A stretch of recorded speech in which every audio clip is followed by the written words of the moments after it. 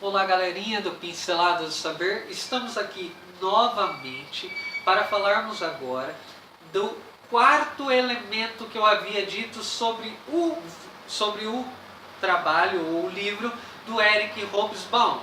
O Eric Hobsbawm, como vocês puderam ver na aula anterior, para quem quiser assistir, assista, procure aí no canal que vai ter o link da aula anterior, onde eu falava que para Eric Hobsbawm havia pelo menos 4 elementos importantes que nós deveríamos considerar.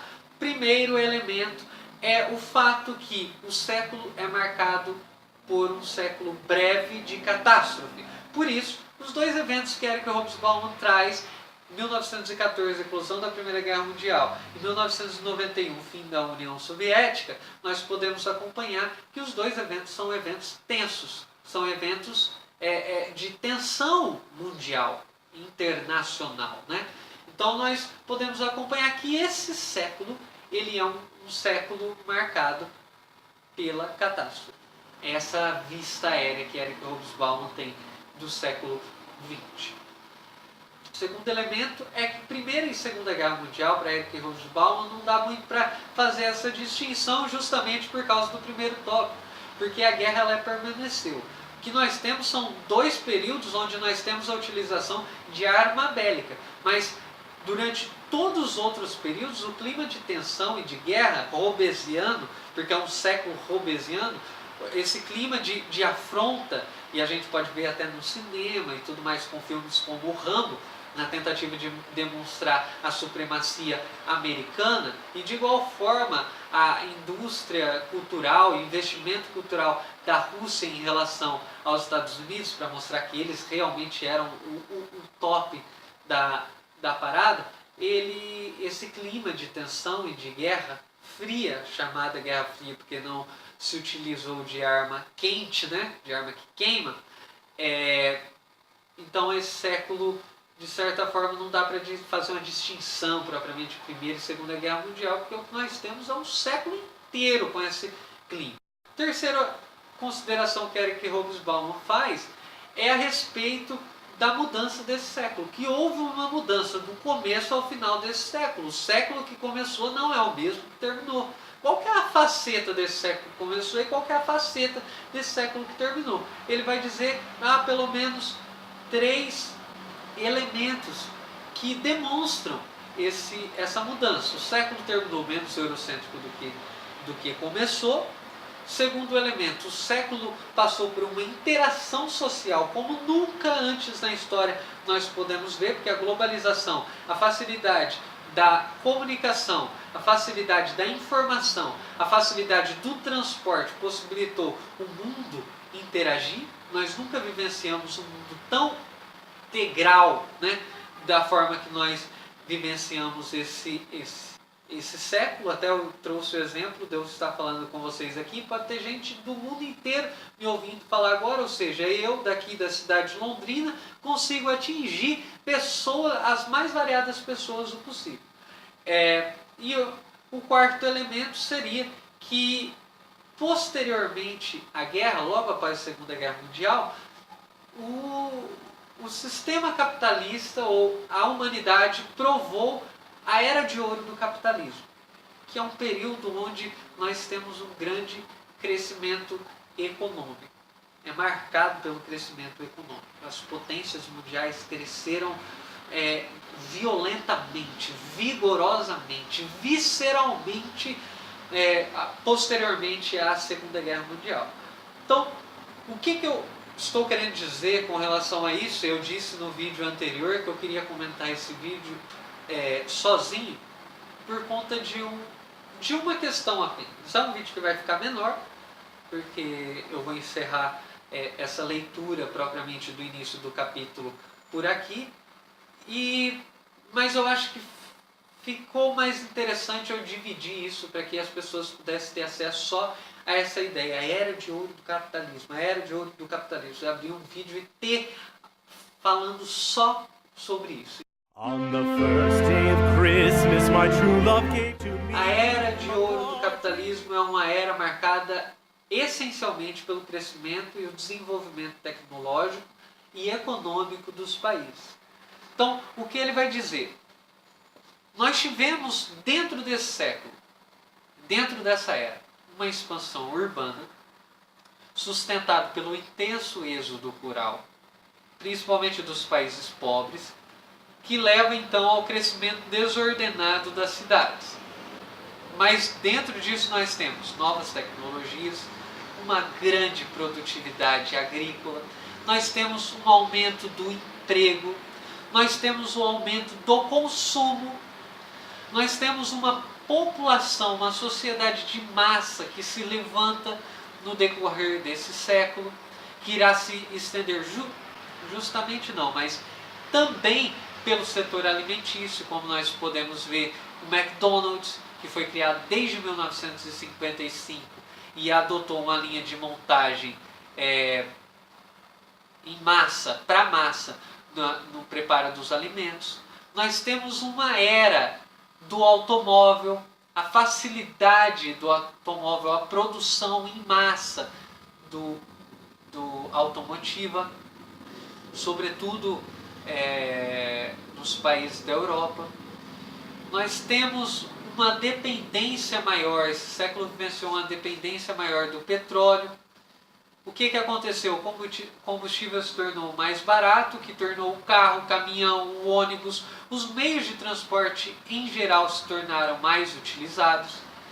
Nós temos a globalização, que o maior reflexo da globalização é a implantação das multinacionais em países pobres, por exemplo, no Brasil, durante o governo do JK, que irá abrir a economia para os estrangeiros, principalmente nesse setor automotivo. Uma economia mundial interdependente, que é o que ele já colocou. Então, a era de ouro do capitalismo também será marcada por vários movimentos, uma nova forma de pensar e ver o mundo. Movimentos que buscaram a libertação das mulheres, movimentos feministas, movimentos pelos direitos dos negros, movimento pela cultura jovem, os hippies. Hobsbawm irá chamar de que houve também uma revolução social e cultural no decorrer desse período que nós chamamos de Era de Ouro. Em suma, eu falei tudo isso e não quis falar no outro vídeo para dizer o seguinte, que lendo Hobsbawm, aparentemente fica muito claro que o socialismo ele fez bem para o capitalismo. Por mais falida a tentativa de implantação de um socialismo propriamente dito na União Soviética e em qualquer outro lugar do mundo, o socialismo contribuiu radicalmente para o capitalismo. A primeira coisa é que ele não vai deixar de apontar que quem acabou com os alemães foi o Exército Vermelho. Se não fosse os tiranos, totalitários soviéticos, talvez a história não seria como ela foi. O fato é, o socialismo contribuiu para o capitalismo.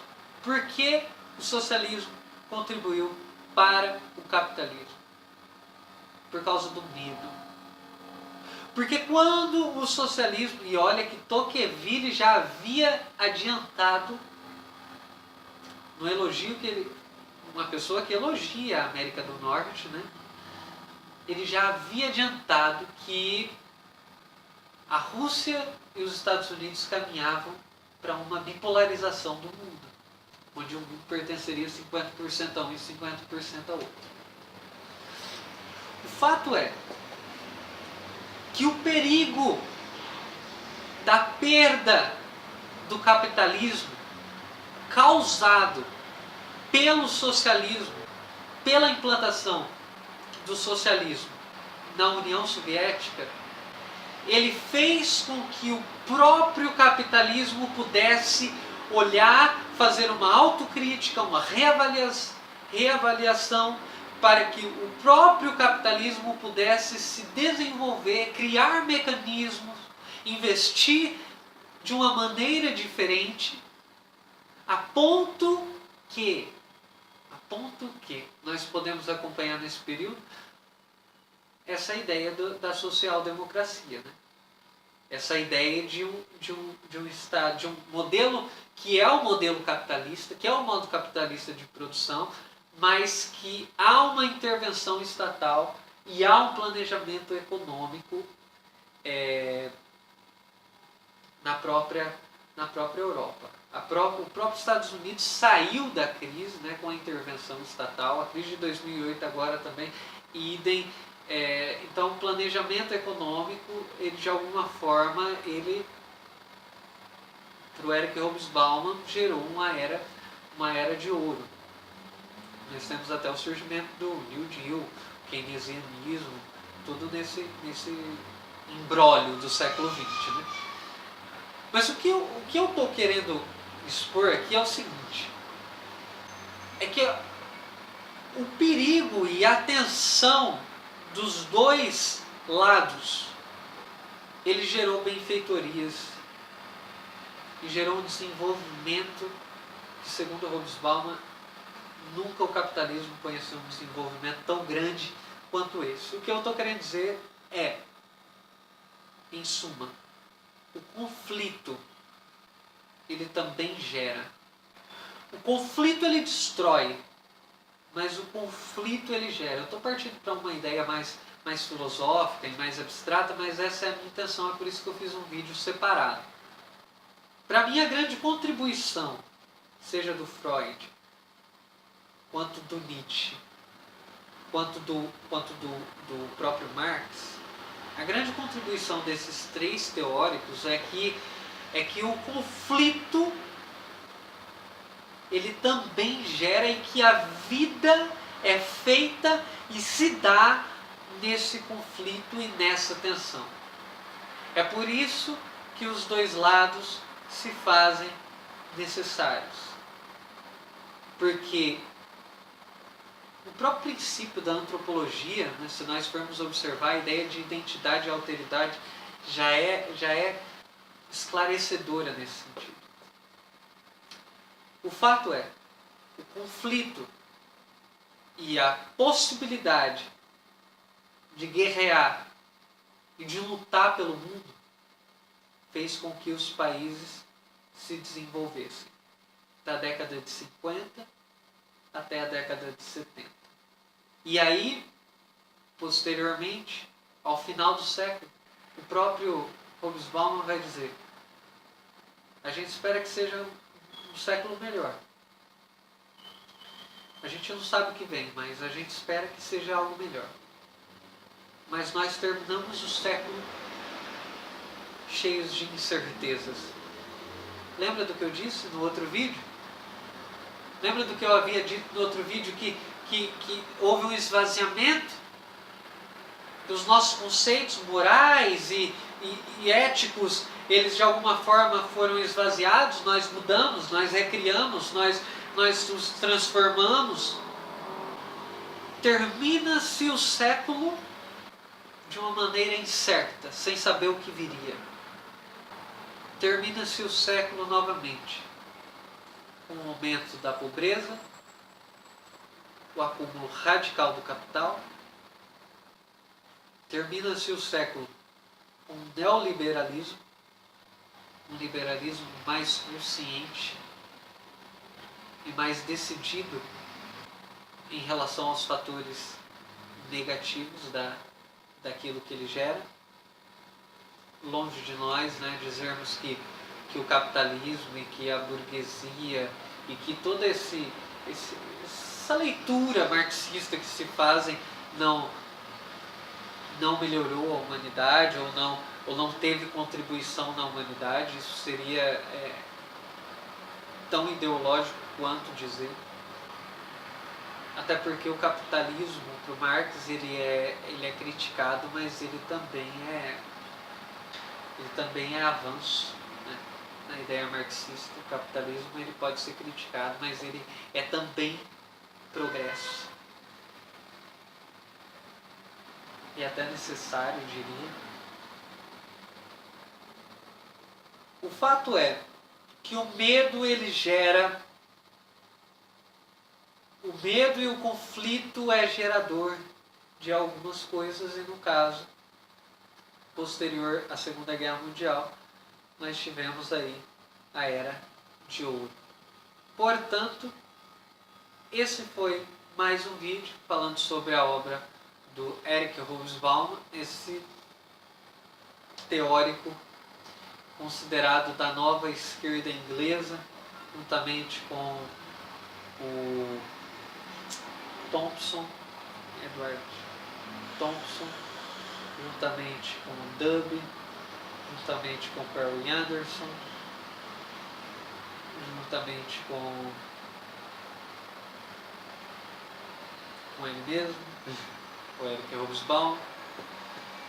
Enfim, é um teórico marxista.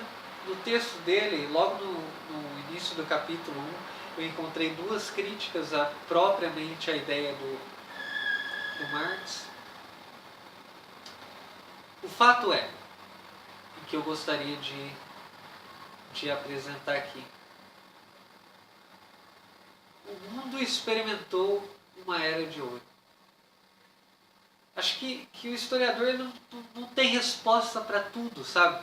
Mas eu acho que o papel da historiografia propriamente dita é que, para usar um conceito do Fernando Novaes, aquele historiador da Unesp de Franca, organizador daquela coleção A Vida Privada do Brasil, o que a história ela pode fazer são aproximações. Quando eu digo que a história ela pode fazer aproximações, eu estou querendo dizer que a história ela não é resposta para tudo, mas algumas aproximações podem nos direcionar muito daquilo que nós pensamos e daquilo que nós desejamos para o mundo. Para encerrar, juntamente com Eric Hobsbawm, que seja um tempo melhor, né? É isso daí, galerinha do Pincelado Saber. Por favor, não deixem de compartilhar, não deixem de se inscrever no canal, não deixem de curtir a página no Facebook do Pincelado Saber. Não deixem de comentar nos vídeos, de deixar o seu like. Não deixem de participar, porque isso de alguma forma motiva-nos a continuar fazendo isso que nós estamos fazendo. Eu agradeço a atenção de vocês e até o próximo Pinceladas do Saber. Tchau!